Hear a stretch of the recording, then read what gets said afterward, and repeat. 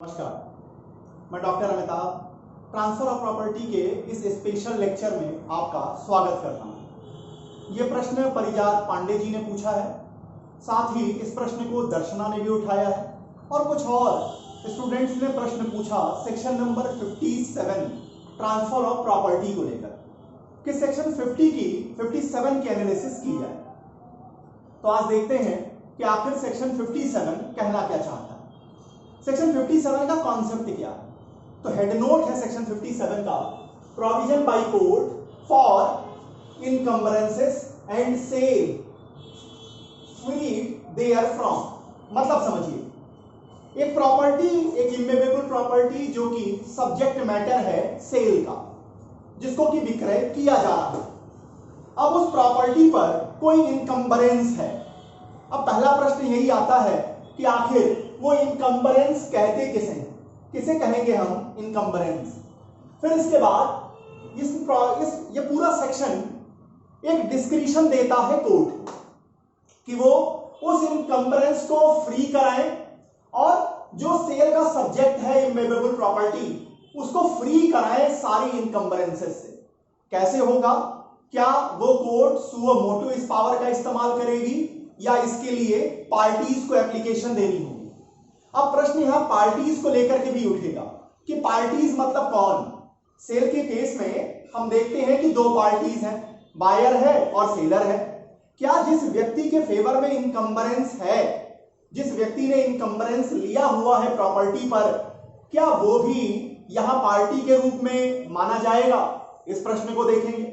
फिर इसके बाद उठेगा कि कोर्ट सुओ मोटो काम नहीं करती, क्यों नहीं करती, इसको डिस्कस करेंगे। सेक्शन 57 का हर पार्ट इंपॉर्टेंट है, ध्यान दीजिएगा। सेक्शन 57 का हर पार्ट इंपॉर्टेंट है। सेक्शन 57 क्लॉज ए की बात करेंगे प्रोवाइजो के साथ, एक प्रोवाइजो है वहां, उसके साथ इसको एग्जांपल के जरिए आपको समझाएंगे। फिर आएंगे क्लॉज बी पे, क्लॉज सी पे, क्लॉज डी पे। क्लॉज डी में हम बात करेंगे, यहां बात उठेगी अपील की कि अगर सेक्शन 57 का सहारा लेकर इस डिस्क्रिप्शन का इस्तेमाल करके कोर्ट ने कोई ऑर्डर दिया है और आप उस ऑर्डर से सेटिस्फाई नहीं है तो आप अपील में कहां जाएंगे। और सेक्शन 57E इस बात को डिस्कस करेगा कि सेक्शन 57 के पर्पज के लिए कोर्ट की डिफिनीशन मतलब क्या, किन किन कोर्ट्स को सेक्शन 57 का पावर इस्तेमाल करने के लिए कंपिटेंसी मिलेगी। शुरू करते हैं सेक्शन नंबर 57। अब समझिए, जहां सेल की जो सब्जेक्ट मैटर है, अब चूंकि हम ट्रांसफर ऑफ प्रॉपर्टी की बात कर रहे हैं तो यहां पर सब्जेक्ट मैटर आपका इमूवेबल प्रॉपर्टी है। क्यों मूवेबल प्रॉपर्टी नहीं है? इसलिए कि मूवेबल प्रॉपर्टी का सेल एंड गुड्स एक्ट के अंतर्गत डिस्कस किया जाता है। तो यहां इमूवेबल प्रॉपर्टी पर जो सेल का सब्जेक्ट मैटर है, अगर कोई इनकम्बरेंस है। अब इनकम्बरेंस का मतलब क्या है? इनकम्बरेंस को आप ऐसे समझिए कि उस इमूवेबल प्रॉपर्टी पर, इमूवेबल प्रॉपर्टी, इसको एक एग्जांपल के जरिए समझिए। इनकम्बरेंस क्या किसे है? मान लेते हैं ये एक्स है, एक्स की ये इमूवेबल प्रॉपर्टी है। ये क्या है? एक इमूवेबल प्रॉपर्टी है, ठीक है साहब। और ये इमूवेबल प्रॉपर्टी एक्स जो है वो वाई को सेल कर रहे हैं, वाई को सेल कर रहे हैं। लेकिन देखिए, इस इमूवेबल प्रॉपर्टी पर जेड का एक राइट बनता है। क्या राइट है? ये राइट ईजमेंट का हो सकता है, ये राइट मेंटेनेंस का हो सकता है, अदर कोई भी चार्ज हो सकता है। अब समझिए, एक्स क्या कर रहे हैं? अपनी इमूवेबल प्रॉपर्टी वाई को सेल करना चाहते हैं, सेल करना। लेकिन इस इमूवेबल प्रॉपर्टी पर जे के फेवर में एक इजमेंट्री राइट है, जिसको कि आप वैल्यू में दे सकते हैं, वैल्यू निकाल सकते हैं। या जेड को इससे मेंटेनेंस का राइट है, ये मेंटेनेंस का राइट सॉरी एनुअल हो सकता है, मंथली हो सकता है। या जेड को इस प्रॉपर्टी पर चार्ज मिला हुआ है, जेड को देने के लिए ये प्रॉपर्टी थोड़े पैसे बाउंड है। तो जब किसी इमूवेबल प्रॉपर्टी पर उसके ओनर के अलावा किसी और के फेवर में कुछ देने की लायबिलिटी इंपोज होगी तो हम कहेंगे कि यहां इस प्रॉपर्टी पर इनकम्बरेंस है। इनकम्बरेंस का मतलब किसी भी तरीके की पेक्यूनियरी लायबिलिटी, वो प्रॉपर्टी बाउंड हो रही है, वो किसी को भी अपना इस तरीके की लायबिलिटी को बियर कर रही है, तो हम कहेंगे कि इनकम्बरेंस है।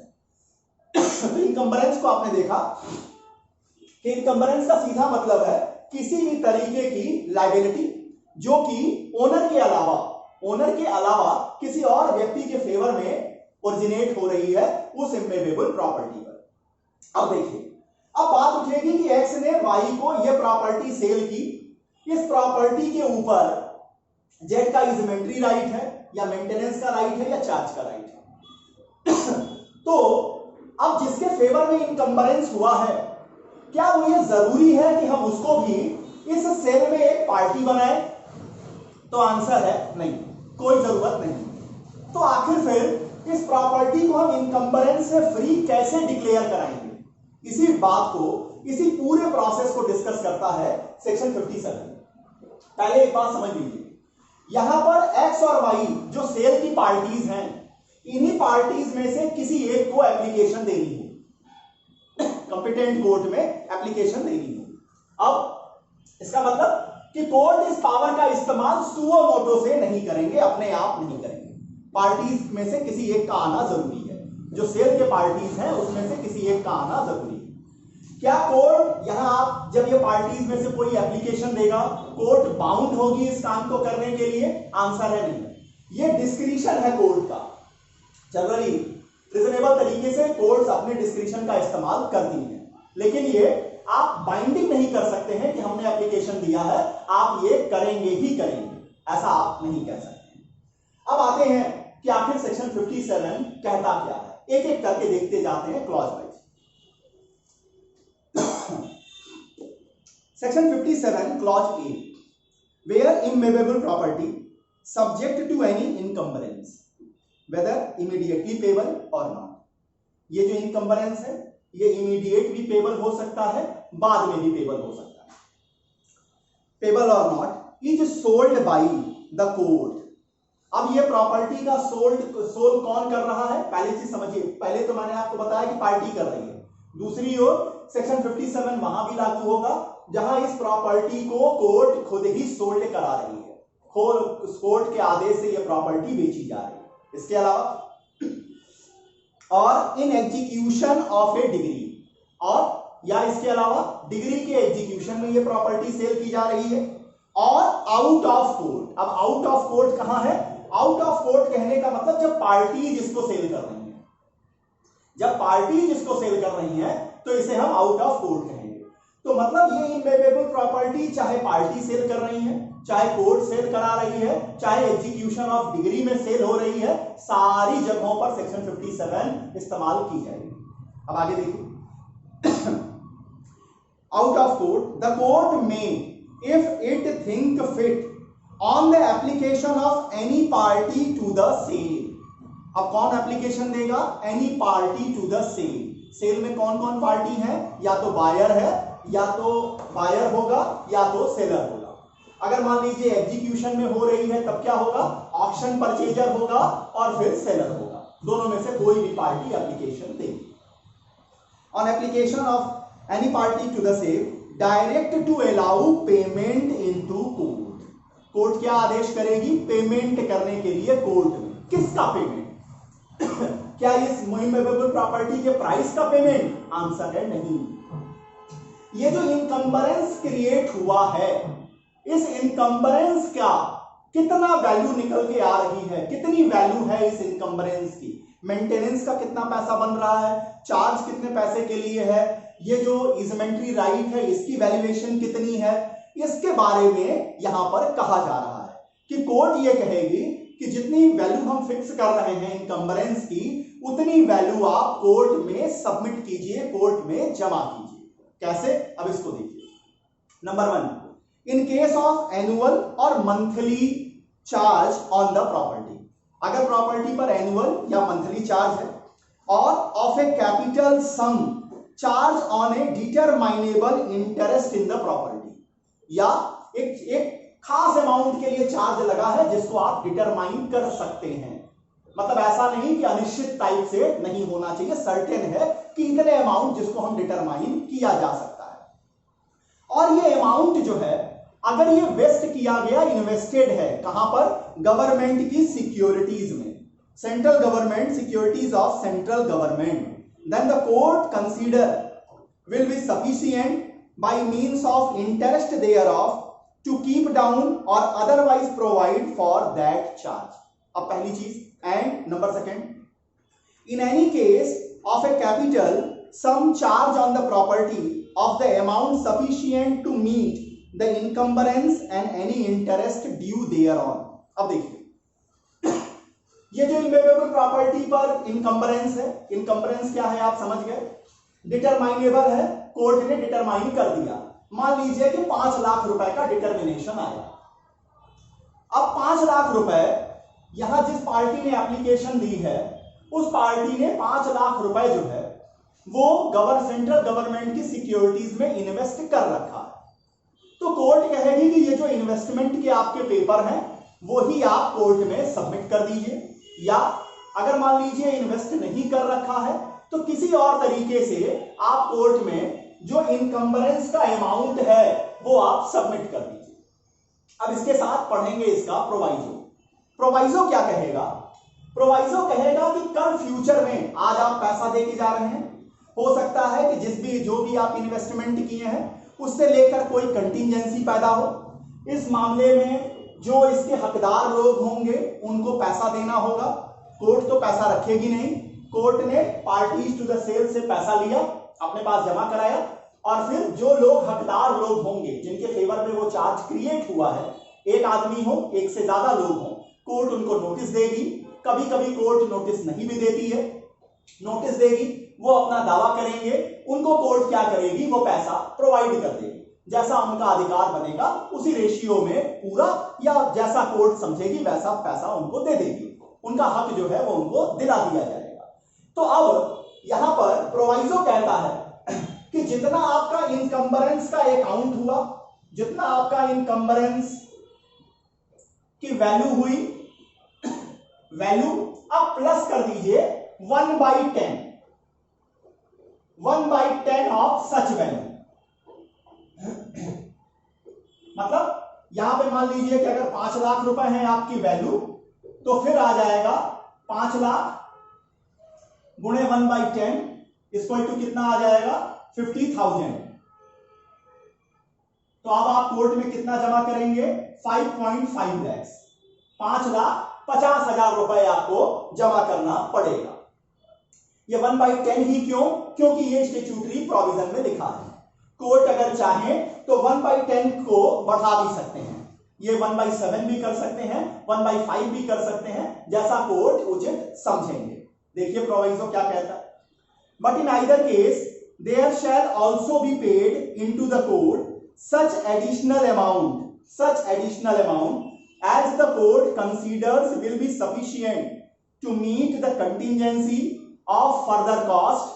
इस पैसे के डिस्ट्रीब्यूशन में जो खर्च आएगा, एक्सपेंसेस एंड इंटरेस्ट, अगर इंटरेस्ट पे हो रहा है तो, and any other contingency except depreciation of investment. लेकिन इसमें इन्वेस्टमेंट अगर डिप्रिशिएट कर जाता है वो यहां पर माना नहीं जाएगा। Not exceeding 1/10 part of the original amount, original जितना अमाउंट कोर्ट ने फिक्स किया उसका नॉट मोर देन 1/10 होगा। कितना, 1/10 को आप रूल समझ के चलिए। तो कितना आया, 5 लाख कोर्ट ने फिक्स किया, प्रोवाइजो के कारण 1/10 जुड़ेगा, 5.5 लाख रुपए हो जाएंगे। अब आइए फिर कहता है unless the court for special reason which shall be record think fit to require a large additional amount. Court अगर चाहे तो 1/10 से ज्यादा भी अमाउंट आपसे सबमिट करा सकते हैं। अब आ जाइए क्लॉज नंबर बी पर। तो क्लॉज ए में आपने क्या देखा, क्लॉज ए में देखा कि इमूवेबल प्रॉपर्टी है, इमूवेबल प्रॉपर्टी का सेल किया जा रहा है, उस इमूवेबल प्रॉपर्टी पर किसी और व्यक्ति के फेवर में इनकम्बरेंस क्रिएट हुआ है। अब जो आदमी सेल कर रहा है या सेल ले रहा है, वो ये खरीदार ये हमेशा चाहेगा कि प्रॉपर्टी पर किसी तरह की लायबिलिटी उसको न मिले। वो क्या करेगा, जनरली एप्लीकेशन कौन देता है, जनरली एप्लीकेशन परचेजर देता है। किसको एप्लीकेशन देगा, कोर्ट को एप्लीकेशन देगा कि आप ये प्रॉपर्टी जिसको मैं खरीद रहा हूं, ऑप्शन परचेजर हूं या कह लीजिए कि एग्जीक्यूशन में खरीद रहा हूं, आपके कोर्ट के आदेश पे खरीद रहा हूं, या कह लीजिए कि पार्टी के जरिए खरीद रहा हूं, आप एक काम कीजिए, मैं एप्लीकेशन देता हूं, इस प्रॉपर्टी को आप फ्री कराइए इनकम्बरेंस पर, इनकम्बरेंस से। तो कोर्ट क्या करेगी, उस इनकम्बरेंस की वैल्यू निकालेगी, और अब मान लीजिए ऐसे में क्या होगा, वो सेलर को कहेगी कि आप क्या कीजिए, आप अमाउंट कोर्ट में जमा कीजिए। कितना अमाउंट जमा करेंगे, जो अमाउंट इनकम्बरेंस की वैल्यू कोर्ट निकालेगी, साथ में 1/10 ऑफ सच वैल्यू। ये क्यों, इसकी क्या जरूरत है, देखिए जब पैसा कोर्ट में आएगा, चाहे वो गवर्नमेंट सिक्योरिटी के पेपर आएंगे, उसको भी फिर क्रेडिट करा करके पैसे निकालने होंगे, या आप कैश जमा कर रहे हैं, या कुछ भी आप मान लीजिए कि डिमांड ड्राफ्ट बना के जमा कर रहे हैं, तो ये सारी चीजें जो कोर्ट के कस्टडी में होंगी, तो ऐसा नहीं है कि जज साहब की पॉकेट में चला जाएगा। कोर्ट क्या करेगी, हकदार लोगों को ये पैसा दिलाएगी, उस दिलाने में एक्सपेंस होंगे, उसमें कुछ कॉस्ट आएगी, तो इन एक्सपेंसेस को बियर कौन करेगा, इन एक्सपेंसेस को भी बियर आप ही को करना होगा। तो उन एक्सपेंसेस के लिए 1/10 ऑफ सच वैल्यू का प्रोविजन किया गया है। हाँ, लेकिन अगर एक्सपेंस ज्यादा होने के चांस है तो कोर्ट 1/10 को ऊपर भी बढ़ा सकती है, 1/7, 1/3, 1/4, जैसा कोर्ट रिजनेबल समझे वैसी चीज को फिक्स करेगी, और आपसे कहेगी कि आप ये कोर्ट में सबमिट कर दीजिए। अब आप क्या किया, जिस पार्टी ने एप्लीकेशन दी, जिसको आदेश दिया गया, उसने ये पैसा कोर्ट में सबमिट कर दिया। अब क्या होगा, अब आएगा क्लॉज नंबर बी। क्या कहता है क्लॉज बी, क्लॉज बी कहता है कि देयर अपॉन, इसके बाद द कोर्ट में if it think fit and after notice to the encumbrancer unless the court for reason to be recorded in writing think fit to dispense such notice declare the property to be freed from encumbrance and make any order for conveyance or vesting order proper for giving effect to the sale and give directions for retention and investment of the money in the court। अब समझिए, अब court ने जितना amount निकाला उसके साथ 1/10 या जो भी कोर्ट ने फिक्स किया कॉस्ट के पर्पज से, वो पैसा पार्टी ने क्या किया, कोर्ट में सबमिट कर दिया। अब कोर्ट क्या करेगी, सेक्शन 57 क्लॉज बी में डिक्लेरेशन देगी कि ये जो इमूवेबल प्रॉपर्टी है अब इस इनकम्बरेंस से बिल्कुल फ्री है, अब ये इनकम्बरेंस से बिल्कुल फ्री है। अब बिल्कुल फ्री है तो क्या मतलब, जो भी उसका खरीदार है, चाहे वो ऑप्शन परचेजर है, एग्जीक्यूशन में परचेज कर रहा है, कोर्ट के ऑर्डर में परचेज हो रहा है, या कह लीजिए पार्टी के जरिए परचेज हो रहा है, उसको ये प्रॉपर्टी कैसे मिलेगी, हर तरीके के इनकम्बरेंस से फ्री मिलेगी। सेक्शन 57 क्लॉज बी कह रहा है पैसा जमा होने के बाद कोर्ट नोटिस देती है इनकम्बरेंसर को कि आप आइए, आपका जो भी भुगतान बनता है वो हम दे रहे हैं। कभी कभी कोर्ट क्या करती है, नोटिस को डिस्पेंस भी कर सकती है। कब करेगी, जब कुछ ऐसे सर्कमस्टांसेस होंगे जहां कोर्ट को यह लगेगा कि नोटिस देने का कोई औचित्य नहीं बनता, तो उसके लिए वो रीजन भी इन राइटिंग देंगे। और फिर सेक्शन 57 क्लॉज बी में वो इस प्रॉपर्टी को हर तरीके के इनकम्बरेंस से फ्री डिक्लेयर कर देंगे, या अगर सेल हो चुका है तो उस सेल को इफेक्टिव घोषित कर देंगे। अब आते हैं क्लॉज सी।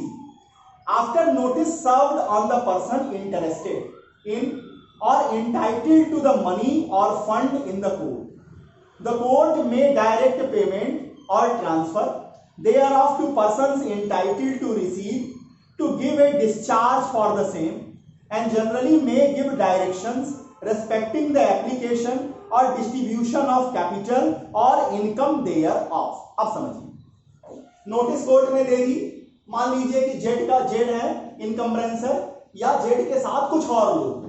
अब ये लोग क्या करेंगे, कोर्ट में आएंगे, एप्लीकेशन देंगे। जब कोर्ट में एप्लीकेशन देंगे तो कोर्ट फिर क्या करेगी, अब इनकम्बरेंसर्स के बीच में देखेगी किसको कितना पैसा मिलना चाहिए, कैपिटल का कितना मिलना चाहिए, इंटरेस्ट का कितना मिलना चाहिए, ये कोर्ट फिक्स करेगी। और कोर्ट क्या करेगी, उनके बीच में इस मनी को डिस्ट्रीब्यूट कराएगी, मनी को डिस्ट्रीब्यूट करा देगी। अब आइए क्लॉज डी क्या कहता है। क्लॉज डी कह रहा है अगर कोर्ट के इस आदेश से आप व्यथित हैं, आप विक्टिमाइज हैं, आपको कोर्ट का ये ऑर्डर पसंद नहीं आया है, तो आप अपील कहां फाइल करेंगे, इसको डिस्कस करता है क्लॉज डी। क्या कह रहा है? An appeal shall lie from any declaration, order और direction under this section as if the same were a decree. अब देखिए, उस कोर्ट की दी गई डिग्री के खिलाफ आप जहां अपील फाइल करते हैं, सेक्शन 57 में अगर कोर्ट कोई डायरेक्शन दे रही है, कोई ऑर्डर दे रही है, ये ऑर्डर कैसा कि ये इमूवेबल प्रॉपर्टी हर तरीके के इनकम्बरेंस से फ्री है, अगर आपको ये ऑर्डर पसंद नहीं आ रहा है, आप उसी कोर्ट में जाके अपील कीजिए जहां आप डिग्री होती तो अपील फाइल करते। क्लियर है? अब आइए क्लॉज नंबर ई के ऊपर। क्लॉज ई डिफाइन करेगा कोर्ट का मतलब क्या। ध्यान दीजिएगा, सेक्शन 57 का पावर, इस सेक्शन का इस्तेमाल हर कोर्ट नहीं कर सकती है। कुछ स्पेसिफाइड कोर्ट्स के बारे में बताया गया है जो सेक्शन 57 क्लॉज सेक्शन 57 के पावर का इस्तेमाल करेंगे। कौन कौन है? In this section the court means a high court in the exercise of its ordinary और extraordinary original civil jurisdiction, the court of district जज within local limits of whose jurisdiction the property or any part thereof is situated, any other court which the state government may from time to time by notification in official gazette declare to be competent to exercise the jurisdiction conferred by this section। अब समझिए कितने तरह की courts को यहां पर empower किया गया। सबसे पहले हाई कोर्ट को, उसके बाद डिस्ट्रिक्ट कोर्ट को, जिसके जो टेरिटरी है, जो टेरिटोरियल जुरिडिक्शन में वो इमूवेबल प्रॉपर्टी या उसका कोई पोर्शन सिचुएटेड है, और तीसरा अदर कोर्ट्स वो होंगी जिन्हें स्टेट गवर्नमेंट नोटिफाई करेगी, जिन्हें इंपावर्ड करेगी सेक्शन 57 के पावर का इस्तेमाल करने के लिए। अब एक समरी देख लीजिए क्या है। सेक्शन 57 कहता है इमूवेबल प्रॉपर्टी जो कि सेल का सब्जेक्ट मैटर है, अगर इस इमूवेबल प्रॉपर्टी पे कोई चार्ज है, कोई लायबिलिटी है जो किसी और व्यक्ति के फेवर में, तो वहां पर सेल के जो पार्टीज हैं उसमें से कोई भी पार्टी अगर कोर्ट में एप्लीकेशन देती है, सो मोटो कोर्ट काम नहीं करती, एप्लीकेशन देती है, तो कोर्ट क्या करेगी, उस इनकम्बरेंस की वैल्यू को फिक्स करेगी, उसके साथ 1/10 ऑफ सच वैल्यू को भी जोड़ेगी, जो कि उस वैल्यू को, जो कुछ अमाउंट को डिस्ट्रीब्यूट करने में कॉस्ट होंगे, एक्सपेंस होंगे उसके लिए, और पार्टी को कहेगी कि आप इतना पैसा कोर्ट में जमा कीजिए। अब यह पैसा हो सकता है कि पार्टी ये कहे कि कैश तो नहीं है, हमने सेंट्रल गवर्नमेंट की सिक्योरिटीज में यह पैसा इन्वेस्ट कर रखा है, तो कोर्ट उस इन्वेस्टमेंट के पेपर की डिमांड करेगी। और दूसरी ओर यह भी हो सकता है कि सीधे सीधे वो पैसा ही पार्टी कोर्ट में सबमिट कर दे। तो जब यह पैसा कोर्ट को मिल जाएगा, पैसा कोर्ट में जमा हो जाएगा, तो सेक्शन 57 क्लॉज बी का कहना है कि कोर्ट ये ऑर्डर दे देगी कि ये जो इमूवेबल प्रॉपर्टी है, जो सेल का सब्जेक्ट विषय वस्तु है, ये हर तरीके के इनकम्बरेंस से फ्री हो चुकी है या सेल पहले हो चुका है, तो उसको इफेक्टिव डिक्लेयर कर देगी। अब इसके बाद इसी सेक्शन 57 क्लॉज बी में कोर्ट नोटिस दे देगी। किनको नोटिस देगी? जिनको पैसे मिलने हैं, जिनका की इनकम्बरेंस क्रिएट हुआ है, वो आए। कभी कभी कोर्ट क्या करती है, नोटिस को डिस्पेंस भी कर सकती है। अब वो लोग जब सेक्शन 57 क्लॉज सी में कोर्ट के सामने आएंगे, अपना इंटरेस्ट दिखाएंगे, अपना दावा दिखाएंगे, तो कोर्ट क्या करेगी, जितना अमाउंट कोर्ट के पास है, जितना उनका हक बनेगा, उस तरह से डिस्ट्रीब्यूट कर देगी। सेक्शन 57 क्लॉज डी क्या कहता है? क्लॉज डी कहता है अगर आपको ऑर्डर पसंद नहीं आया, अगर आपको डिक्लेरेशन पसंद नहीं आई, अगर कोर्ट का डायरेक्शन आपको अच्छा नहीं लगा, तो आप उस सुपीरियर कोर्ट में जाके अपील कर सकते हैं जहां आप अपील करते अगर ये डिग्री होता। अब इसके बाद सेक्शन 57 क्लॉज ई कोर्ट को डिफाइन करता है। 3 तरह की कोर्ट्स को यहां कंपिटेंसी दी गई है। पहला, हाई कोर्ट यहां कंपिटेंट है सेक्शन 57 के पावर का इस्तेमाल करने के लिए। डिस्ट्रिक्ट कोर्ट कंपिटेंट है, डीजे की कोर्ट कंपिटेंट है, जिसके टेरिटोरियल जुरिडिक्शन में वो इमूवेबल प्रॉपर्टी जिसके ऊपर इनकम्बरेंस है वो सिचुएटेड है या उसका कोई पोर्शन सिचुएटेड है। और तीसरा, वो कोर्ट कंपिटेंट होंगी जिन्हें स्टेट गवर्नमेंट नोटिफाई करती है, एम्पावर्ड करती है सेक्शन 57 के पावर का इस्तेमाल करने के लिए। उम्मीद करता हूं परिजात जी, दर्शना और बाकी, उम्मीद करता हूं कि मेरा यह प्रयास आपको सेक्शन 57 को समझने में सफलता देगा। आपका जो प्रश्न रहा उसका आंसर शायद मैं दे पाया। ट्रांसफर ऑफ प्रॉपर्टी में अगर आपके भी मन में कोई और प्रश्न है जो मेरी टीपीए लेक्चर सीरीज में कवर नहीं हुआ है, या किसी भी आप सेक्शन पर कुछ और भी आपके प्रश्न हैं, तो उन प्रश्नों को आप कमेंट सेक्शन में दीजिए, उसका जवाब मैं जरूर दूंगा। इस चैनल पर अगर आप नए हैं तो प्लीज इसे सब्सक्राइब कीजिए, इसे अपने मित्रों के साथ शेयर जरूर कीजिए। आपका प्यार यूं ही मुझ पर मिलता रहे, इसी कामना के साथ बहुत बहुत धन्यवाद। नमस्कार।